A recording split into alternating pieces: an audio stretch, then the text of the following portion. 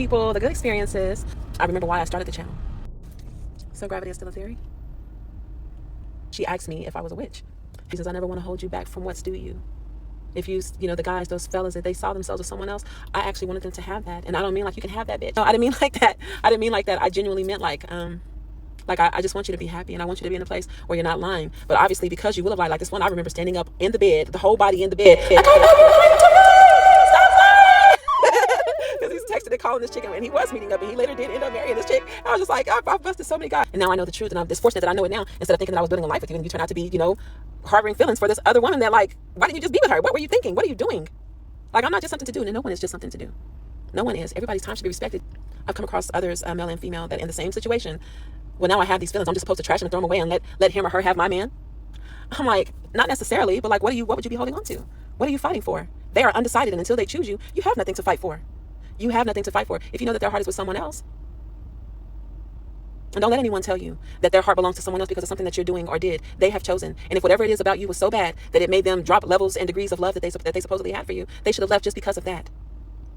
You don't get caught doing something outside of the relationship and then try to turn back and say, if I would have cooked, if I would have cleaned, if I would have lost weight, if I would have worn better clothes or better shoes, if I would have done my hair differently, if I would have, I don't know, if maybe I would have pushed him so that he would want to have a better career, if maybe I didn't push him so hard to have to do better for himself. I don't know, if I had been tougher, if I had been nicer. Like, just when you really think about that, it's like, don't you ever let someone blame you for their decision. They can talk that to other people outside of your situation that don't know the other side of him or her, because they have a different representation of themselves, that they're haunting and faking and acting and pretending with someone else. That person doesn't know what they've shown you, but they will soon. Because if they did that to you and you wasn't even doing nothing, you're crazy if you think that. Like, I know there's people waiting on me to go somewhere, lying about my life, lying about their lives with me. Don't even bother. Once again, obviously I haven't had anything to drink yet.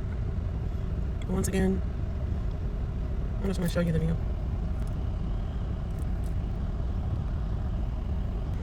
Buildings. I'm trying nonetheless to catch the sunrise. It's supposed to pop out at 6:28 and it's 6:30 now.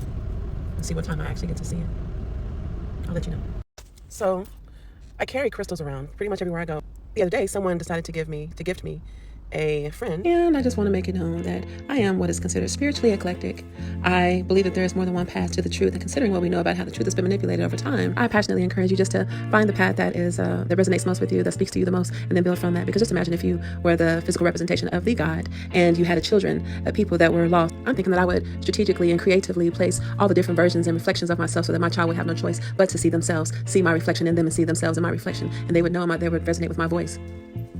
The Bible talks about that, other spiritual literature. But because I also possess Tibetan singing bowls, I also possess tarot cards. I also have the Catholic rosary beads. I know about meditation. I know about fasting. I know about a lot of different religions, so to speak. I just encourage you just to stretch your mind and see what you interpret is the truth.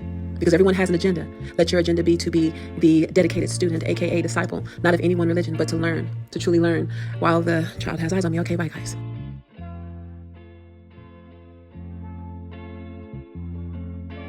Well, it still hasn't peaked out. Let me show you. Yeah, not quite yet. Okay. So I find I've been waking up instead of between 3 and 4.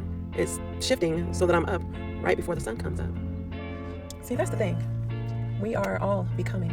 I am becoming. You are not now what you're meant to actually be. So I try to be patient with people, and I'm super patient with myself. Yeah. And now it's making me think platitude. What does platitude mean again?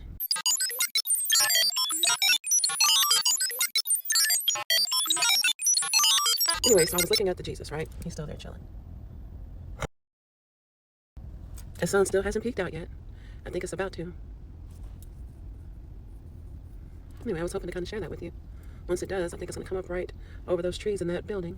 I don't understand why I wake up so dry. Because I drink water in the middle of the night. I drink water before I go to sleep. Most of the time. Most of the time I do.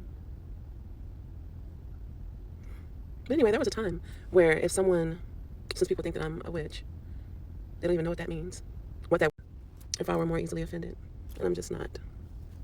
You're allowed to think what you think and feel what you feel. I don't know what's worse, the people that ask me, even though there are no dumb questions or stupid questions, or the people, they automatically assume and they move. And so there are some people who have spoken to me about Jesus very strategically. It wasn't with a genuine, sincere desire to draw me close to Christ. It was to have a debate, because they were expecting resistance and negativity They were expecting a fight, and I didn't have any for them. I find that people project that quite often. And I don't want you to think that I didn't do it, because I have done it. I've questioned myself, like, well, maybe they're mirroring because I'm expecting them to expect that of me. No, again, I treat people how I want to be treated. I don't meet them with any judgment in my heart. I'm just letting them be like I am being. Like, I'm allowed to just be, so I can never rob it of another person. You know what I mean? That gentleman, he walked up to me, and he's just looking at me. He's like looking at my hair, looking at my earrings, looking at my mouth, and he got really close, and he was like,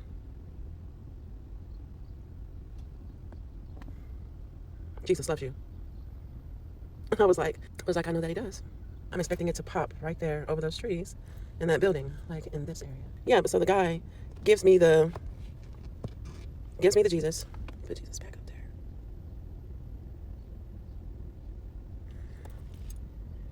So he gives me the Jesus and is telling me to keep it close to my heart.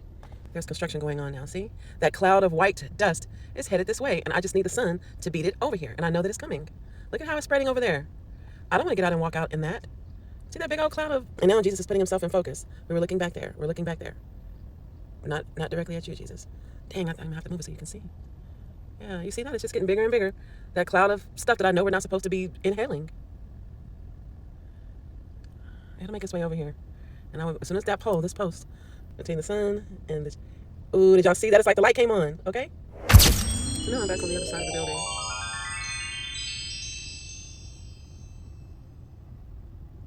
I stay in it for a while, and then I come back over here to the other side. This time was because there were some trucks behind me. I guess that's a part of the crew, and I was just trying to get out of the way. I wonder what they're doing.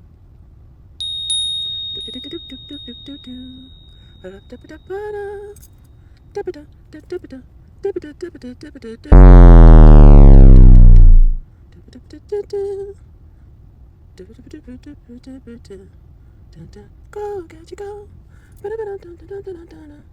Go, got you go. And now there's someone who's speeding their way over here in a car that's going to pass me in just a second. See? I try not to point the camera at people. Because, like, I notice the behaviors of people whenever they're holding their cell phones. And when I say you can tell when people are taking pictures of you and snapping videos of you, I catch people doing it all the time. I'll be like, are you taking a picture of me? Or am I photobombing the wall that you were taking a picture of? What are you doing? I just ask them. Because if you're going to be bold enough to have your phone pointed directly at me, like they walk with it up here, I'm like, do I have anything in the car that I can use? Hold on. Like, this is the phone. They'd be holding it just like this. They'd be like, yes. Can you tell me how to get to the museum? Can you tell me how to get to the banquet? Can you tell me how to get to the library? And I'd be like, yeah, sure, I can look them in the eye real quick. I'm like, yeah, sure, I can help you. Like, I'm not sure why you got that phone pointed directly at me. It's just an unnatural way to handle a phone. And some people actually have it like sticking straight out. They'd be like, yeah. And I'm like, what are you doing right now? What is that? Are you recording me? I'll just ask them, what the fuck are you doing pointing? Just like if someone pointed anything at you, not just a phone, some of us feel compelled to ask. I'm just going to ask, why are you doing that?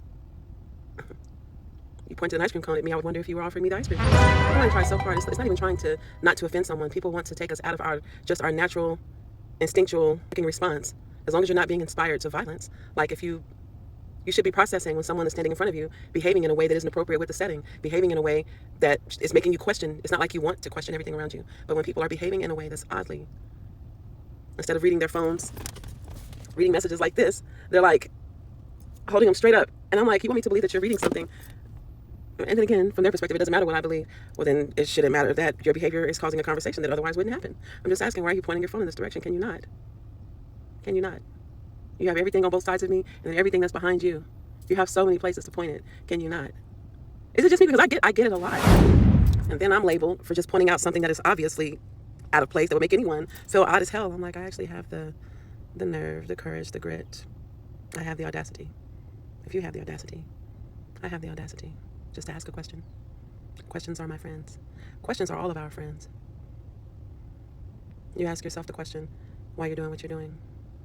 Ask the person to yourself, why are they doing what they're doing? Why matters? Why are you asking me to do this? Why do you want me to do this? Why are you doing this? Why am I doing this? Why are we responding to each other like this? What is this? Psychoanalytical. I know what I am. It makes for a very interesting life. Very interesting.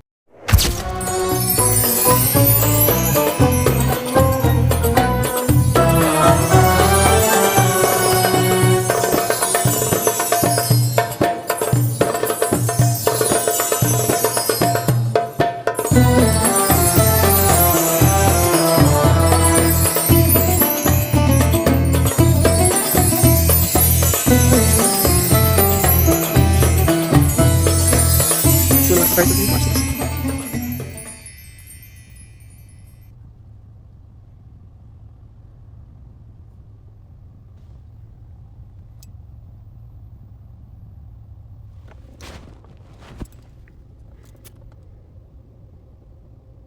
They're just everywhere, eating their worms, minding their business. Anxiety's already started because I'm gonna have to drive in it. Oh my god. This is today's look. And away we go. No judgment. I like to do random silly shit. I feel like making faces. I'm gonna make faces. If I feel like marking you, I'm gonna mark you. Till the lights go off and I can't. Oh. Bye.